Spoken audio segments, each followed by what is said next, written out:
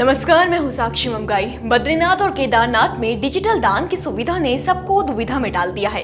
दरअसल पिछले दिनों एक खबर सोशल मीडिया पर तेजी से चल रही थी कि अब बद्रीनाथ और केदारनाथ में भक्त यूपीआई के जरिए डिजिटली दान कर सकते हैं। इसके लिए केदारनाथ बद्रीनाथ में विभिन्न स्थानों पर QR कोड के माध्यम से दान वाले बोर्ड भी लगाए गए थे। लेकिन हैरानी की बात यह है कि बद्री केदार मंदिर समिति के अध्यक्ष अजेंद्र अजय ने इस चर्चा का खंडन कर दिया है। अजेंद्र अजय के मुताबिक मंदिर समिति की ओर से ये बोर्ड धामों में नहीं लगाए गए थे। सवाल है कि अगर BKTC ने ये बोर्ड नहीं लगाए थे तो फिर किसने लगाए? QR स्कैन करके जो दान तीर्थ यात्रियों ने दिया वो किसकी जेब में गया? मंदिर समिति की नाक के नीचे ठगी का ये खेल खेला कैसे गया? और हाँ, अगर बद्री केदार मंदिर समिति को डिजिटल दान की कोई जानकारी नहीं थी तो फिर कुछ दिनों पहले डिजिटल पेमेंट कंपनी पेटीएम ने यात्रा करने वाले श्रद्धालुओं को डिजिटल दान देने की सुविधा की बात कैसे और क्यों की? प्रदेश के साथ पूरा मामला समझते हैं, पर पहले जरा BKTC अध्यक्ष अजेंद्र अजय को सुन लीजिए। श्री बद्रीनाथ और श्री केदारनाथ मंदिर परिसरों में QR कोड के माध्यम से डिजिटल दान को लेकर के जो साइन बोर्ड लगाए गए थे वो श्री बद्रीनाथ केदारनाथ मंदिर समिति की ओर से नहीं लगाए गए थे। जैसे ही ये प्रकरण हमारे अधिकारियों के संज्ञान में आया, हमारे अधिकारियों द्वारा इन्हें तत्काल उतरवा दिया गया था और इसकी छानबीन की गई और ये जानकारी में आया है कि ये जिस दिन कपाट खुल रहे थे उसी दिन ये दोनों मंदिरों में ये बोर्ड लगाए गए थे और आज हमारे द्वारा इस संदर्भ में पुलिस को तहरीर दी गई है और इसमें आवश्यक कार्रवाई करने का अनुरोध किया गया है। जी हाँ, जैसा कि आपने सुना, बद्री केदार मंदिर समिति के अध्यक्ष अजेंद्र अजय ने बद्रीनाथ केदारनाथ में डिजिटल दान देने की खबर का खंडन किया है। आपकी जानकारी के लिए बता दें कि ये पूरा प्रकरण बद्रीनाथ व केदारनाथ मंदिर के ठीक सामने लगे पेटीएम QR कोड से संबंधित है। इसमें दानदाताओं से डिजिटल दान की अपील की गई है। प्रथम दृष्टि में ये लगता है कि ये दान मंदिर समिति के खाते में जाएगा, लेकिन रविवार को चेयरमैन अजेंद्र अजय ने स्पष्ट किया है कि मंदिर समिति अपने कामकाज में पेटीएम का प्रयोग नहीं करती है। इसके बाद से कई सवाल खड़े हो गए हैं। इसमें सबसे पहला सवाल तो यह है कि आखिर डिजिटल दान का इतना बड़ा फर्जीवाड़ा मंदिर समिति को नजर कैसे नहीं आया, और दूसरा, पेटीएम द्वारा दी गई उस जानकारी का क्या जिसमें डिजिटल दान की बात कही गई है।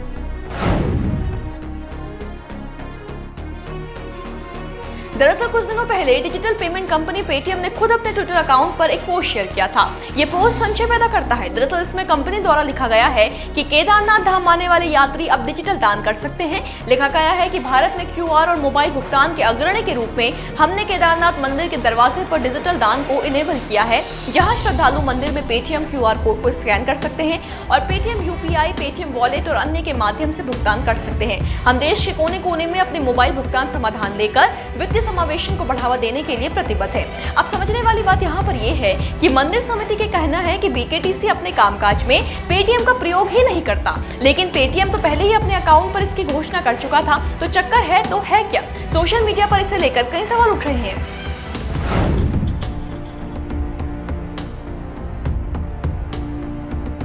बद्री केदार मंदिर समिति के अध्यक्ष अजेंद्र अजय का बयान सामने आने के बाद से ही सोशल मीडिया पर व्यवस्थाओं को लेकर किरकिरी जारी है।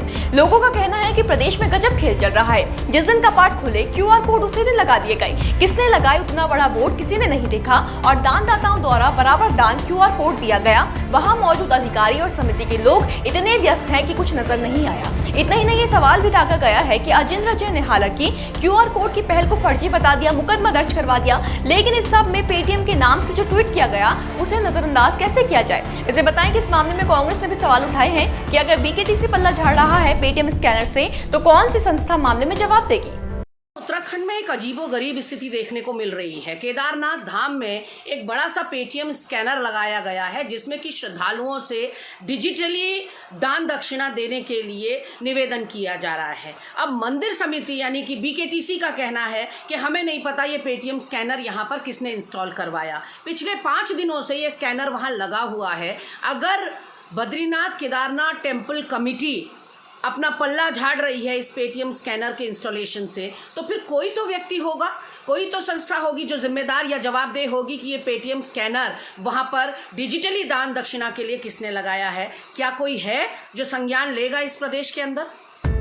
तो जैसे कि आपने सुना, कांग्रेस की मुख्य प्रवक्ता गरिमा मेहरा सोनी ने सवाल उठाए हैं कि केदारनाथ में लगे बड़े से पेटीएम स्कैनर के बारे में अगर बद्रीनाथ केदारनाथ मंदिर समिति जानकारी होने से मना कर रही है, अगर पेटीएम स्कैनर के वहां लगे होने से समिति पल्ला झाड़ रही है, तो कोई तो व्यक्ति, कोई तो संस्था होगी जिसकी मामले में जवाबदेही हो। इसी के साथ कांग्रेस ने इस डिजिटल फर्जीवाड़े में संज्ञान लेने की बात कहते हुए पूछा है कि क्या इस मामले में प्रदेश के अंदर कोई संज्ञान लेगा। देखिए, मामला अपने आप में बेहद बड़ा है। भगवान के घर भक्त श्रद्धा और विश्वास से दान दक्षिणा करता है। अगर आस्था के साथ ऐसा खिलवाड़ आस्था की सबसे बड़ी चौखट पर ही होगा तो ये गंभीर अपराध है। घूम फिर कर बात वही आती है कि इस क्यूआर कोड के माध्यम से हुआ दान किसकी जेब में गया।